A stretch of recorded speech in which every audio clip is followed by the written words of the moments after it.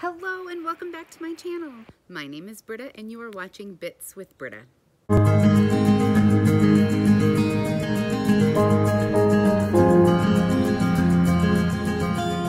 Hello and thank you so much for watching today.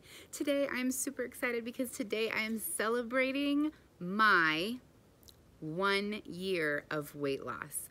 1 year of keto, 365 days of working really hard to actually lose weight. And I'm so excited to celebrate this. Today I'm going to talk about, obviously, my weight loss for the year. I'm going to talk about my total weight loss. I'm going to talk about my total measurement loss. Super excited about that. I'm going to talk about non-scale victories, and I'm going to talk about what I've learned in 1 year. So let's first start with what I have lost in terms of pounds in 1 year. Last year at this time, I weighed 240.5 pounds. I'm a completely different person now. I look different, I feel different, and I have so much more energy. I feel amazing. And now in 2020, at the same time, I now am 68 pounds less. I've had an incredible journey, and yes, I've had some ups and some downs, and I've had some losses and some gains, but for the most part, I've had an incredible journey. When I started out, I did not start out with measuring myself, and I've talked about that in other videos. However, I do have my first measurements I ever did, which was in September. So not in August, but it was in September. So I took my September measurements and my current measurements from today, and I subtracted them and found out the total inches lost. All right, here we go with my measurement loss. So in my bust area, I lost 9.5 inches. I am so happy with that. I am so happy with my results. I have changed bras. I've gone from regular bras to sports bras. Ladies, you know what I'm talking about, where you have the clips where 1, 2, and 3. I've been able to move from the first one all the way to the smallest one, and so that was really exciting. For my waist, I have lost a total of 12 inches. I think that's incredible for 1 year. In my hips, I've lost 8.5, and that's definitely smaller than what I would like it to be. It's my worst part of my body because I had 2 C-section babies, so I have that C-section tire, and it's going to take a lot of time and frustration to be able to get that gone. Let's talk about arms. Arms for me is also a sticky situation. I have flabby arms and I hate that about myself. So only in 1 year I have lost 2 inches in my right arm bicep and 2 inches in my left. So not a lot. And so that could definitely increase with more exercise and toning. I definitely need to work on my arms.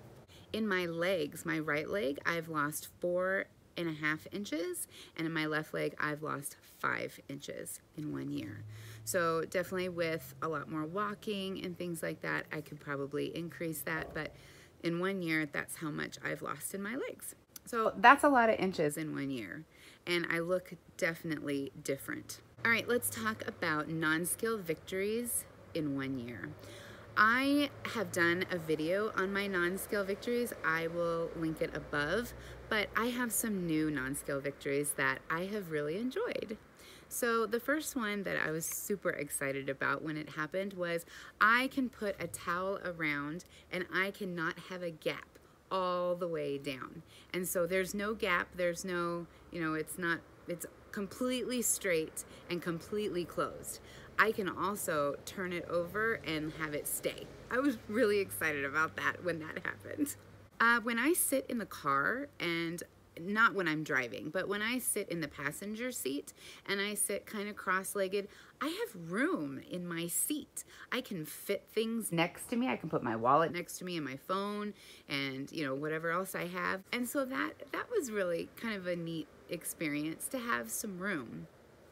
I also really was excited the last time I was on an airplane that I could not only fasten my airplane seatbelt, but I could tighten it a bit. Not a lot, but a bit.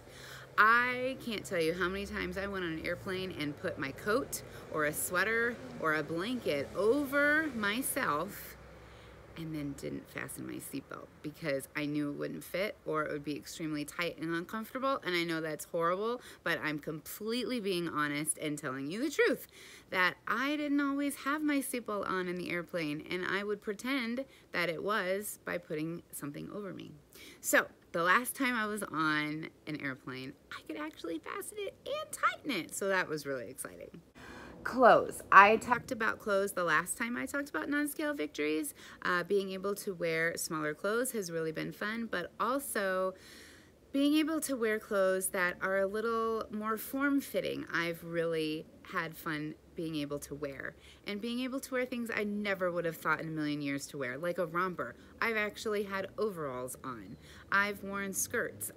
Things that I just normally wouldn't have done. Before, when I was 240.5 pounds, I could wear baggy clothes, and I would just wear like sack dresses, and I would wear big baggy pants and big baggy shirts to try to hide myself. And in my mind, I was hiding, but for the most part, I was probably looking even larger than I was.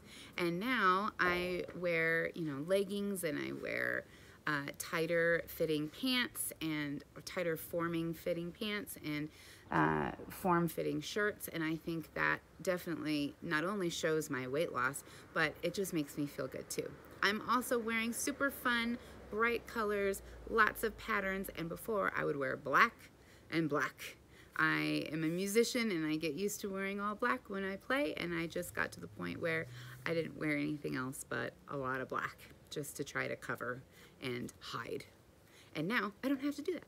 Kind of a weird one, but was exciting to me, is in our house we have our kitchen and our eating area is right next to each other. And so we have a kitchen island. We have 2 chairs on either side of the island, and then we have a kitchen table and the chairs around that. I used to not be able to walk through if someone was sitting at the kitchen table and then the chair at the island. I used to not be able to walk through, and now I can walk through. I don't have to walk around, and if we're in a tight area at a restaurant or somewhere where there is tight seating, I don't have to walk around and not try, and so that, that definitely makes me feel better. I also now can sit in a booth very comfortably at a restaurant and have room to spare, whereas before I wouldn't even try to sit in a booth, and I would ask for being able to sit at a table. So that was super exciting. We also have an RV, and I can comfortably sit forwards and sideways in our RV, bench seating for our table. So that was really exciting when that happened. And the last thing I'd like to talk about that's really a victory is my feet. When I was really heavy, I could not wear the same shoes twice in a row. My feet would hurt a lot.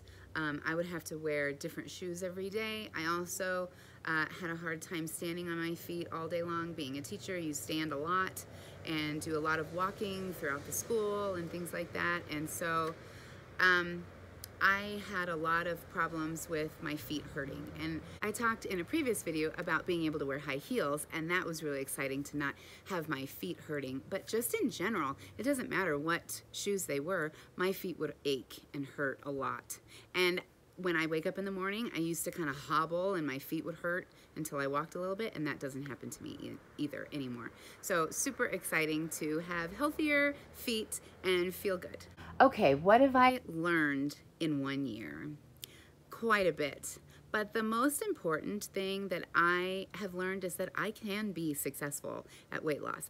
I have tried all kinds of diets over the years. I mean, I started dieting when I was 16, and that, off and on throughout my life. And I have figured out real quickly that I can be successful and I can keep going, and it's okay if I have ups and downs. I can still keep going and still be successful. I have also learned that I don't have to eat what everyone else is eating. If I'm at a party, or if I am at a get-together, or if I'm at a restaurant, I don't have to be ordering the same stuff that everyone else is ordering. I don't have to be eating the same things that people are enjoying at a party. I can be self-aware and I can have self-control and I can eat what I need to eat. And if I'm going somewhere where I know there's not going to be something that I can be successful, then I can either fast or I can bring something for myself. Also, I have learned that I can fast and I can do that successfully. I've been able to alternate day fast, and I've been able to intermittent fast. And it was scary at the beginning, but now I have done it enough now that I am comfortable and it's not scary, and it's something that I can be really successful with.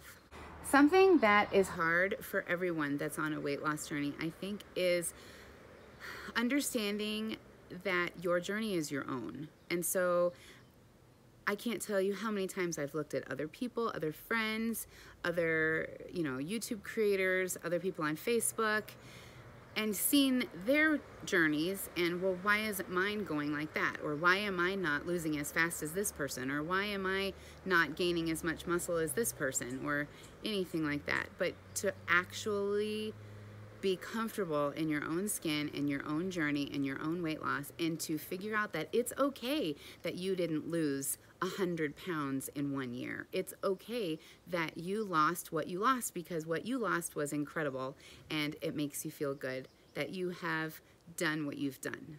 Okay, and the last one I wanted to talk about is giving yourself some cheat meals.